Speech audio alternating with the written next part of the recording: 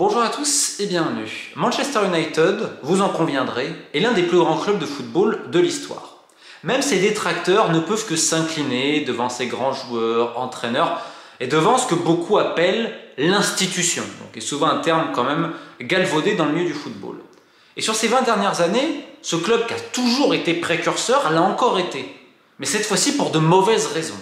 On le rappelle, j'en avais longuement parlé, comment les Glazers ont récupéré le club, c'est un peu le braquage du siècle, il n'y a pas d'autre mot. Tant et si bien que la manière dont ils ont récupéré le club, c'est-à-dire sur le dos de Manchester pour rembourser les emprunts qu'ils avaient contractés, donc je le rappelle, pour ceux qui ne connaissent pas, il y a les vidéos qui en parlent, mais quand vous achetiez votre place à Old Trafford, un maillot, tout ce que vous voulez, il y avait une petite partie qui permettait aux Glazers de rembourser les prêts qu'eux-mêmes avaient contractés pour acheter les autres actions du club. Bref, la manière dont les Glazers avaient racheté le club, derrière il y avait aussi Burnley, à un moment donné il y avait un rachat un peu similaire, tant et si bien que la Première Ligue a dû faire ensuite une règle stipulant qu'il n'était plus possible d'acheter les clubs ainsi. Donc quelque part United était encore précurseur de quelque chose, mais là pour le pire.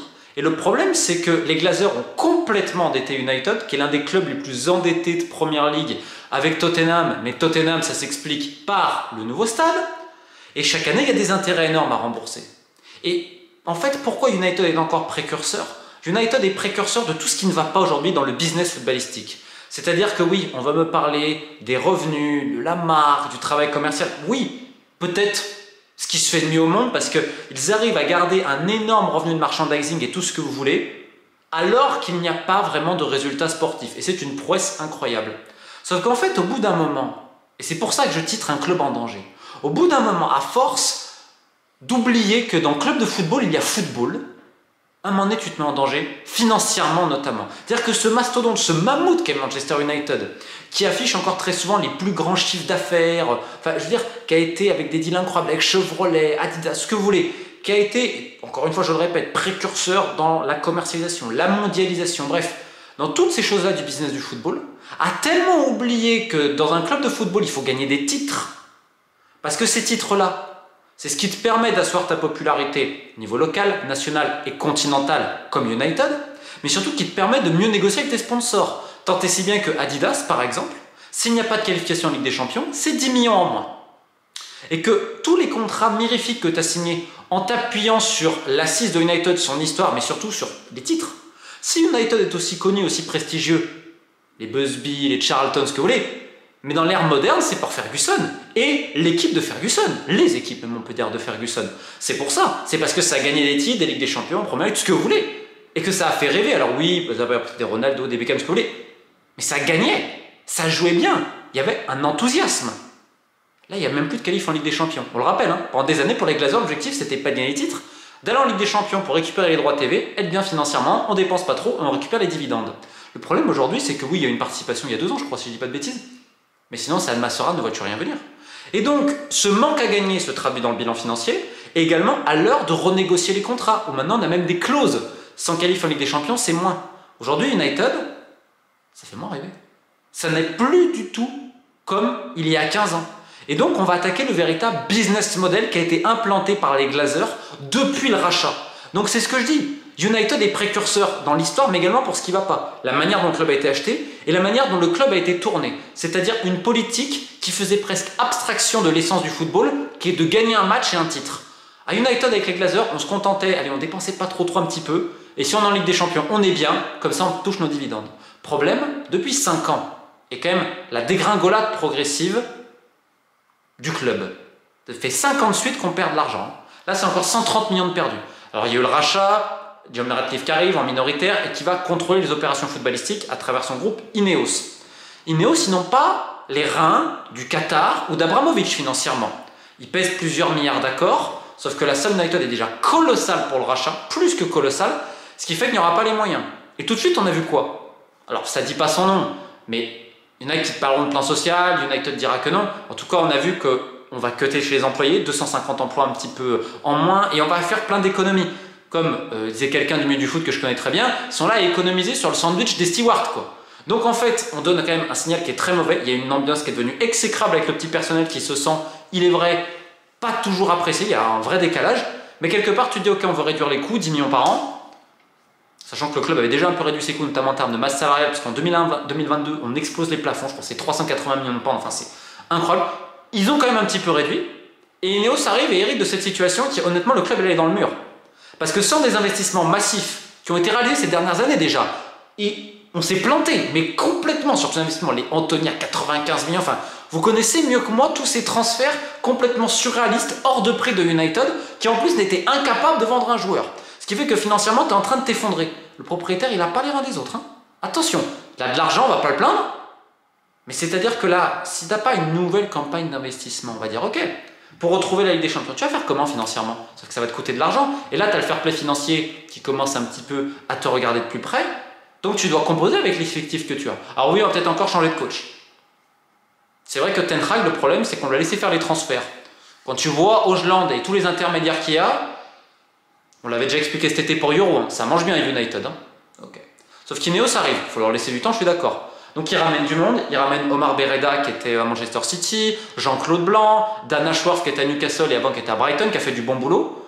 Le problème cet été, c'est qu'en fait, quand tu connais Dan Ashworth, un peu comme il travaille, tu vois le mercato de cet été, tu te dis mais Dan Ashworth en fait il n'est pas écouté, parce que jamais ils font Ugarte. Ugarte c'est Mendes, on l'a expliqué en juin sur la chaîne quand même. Hein. En juin je vous ai annoncé qu'Ugarte à United, parce que Mendes contrôle. Ugarte 50 millions après la saison qu'il faut au PSG, c'est pas possible.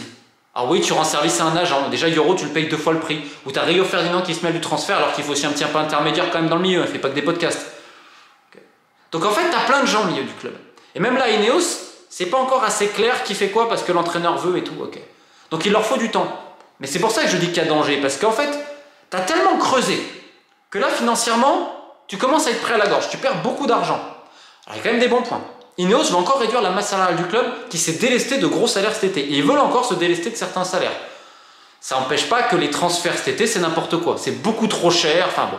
Que là, l'entraîneur, on va être très clair, hein, là, si les résultats suivent, ils vont le couper. Alors il y en a qui disent oui, Van Nistelrooy va faire l'intérim. Il va falloir payer des indemnités, etc. Et la vraie question, c'est la Ligue des Champions. Et quand on regarde l'effectif de United, qui est très mal équilibré, encore une fois, avec des poids morts dans le vestiaire, parce que c'est ça le problème, c'est que tu as des mecs que tu vas garder, et tu n'as pas une super ambiance en interne. C'est un vrai souci. Donc en fait, tu as besoin de renouveler le club quasiment complètement. Ineos va le faire peut-être progressivement, en dessinant une politique sportive qui remet le football au centre de tout, parce que c'est ce qu'on a oublié depuis 15 ans. Les Ed Woodward, etc. Et tout. Tu prends Ashworth, c'est pas mal. Jean-Claude Blanc, c'est un crack. Je connais moins Barala qui était à Manchester City. Après, il faut trouver un rôle pour chacun et que les égos ne soient pas de trop.